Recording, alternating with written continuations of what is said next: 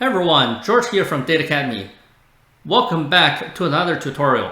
Today we're going to talk about some basics of using Anaconda. Alright, let's jump right in. So first thing we can do is we can do conda info to check out some useful information. For example, the current active environment's name and also conda version and so on and so forth.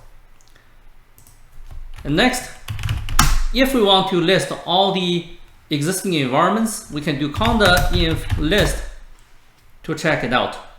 So basically it says we have the base environment, which is the environment that we're currently in, and also a bunch of other environments.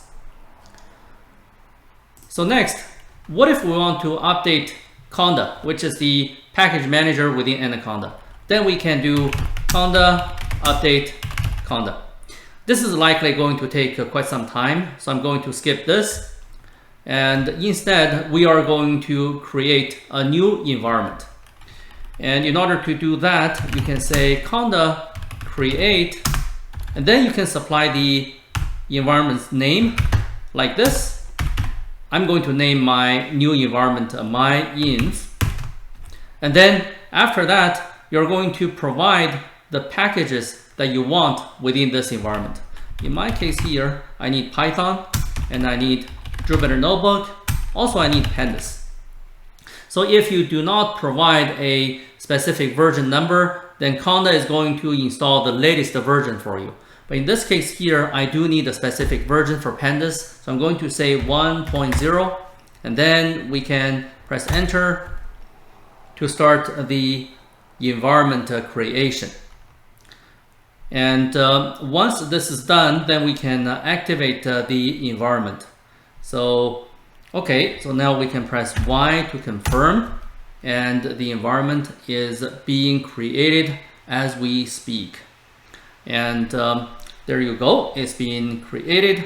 In order to activate this environment, we can do this and like that. So notice right now it's saying base, meaning that we are living in this base environment. However, we're going to activate this newly created environment that's called myinf. If I do that, you're going to see the base environment name there in the prompt is going to change.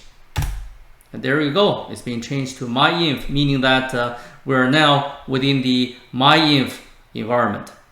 So how about if we want to deactivate the environment, we want to get out of the environment, then we can simply say conda deactivate, and then there you go, you see this change back to base. Okay, so that's everything for this tutorial. Thank you for watching. I'll see you next time.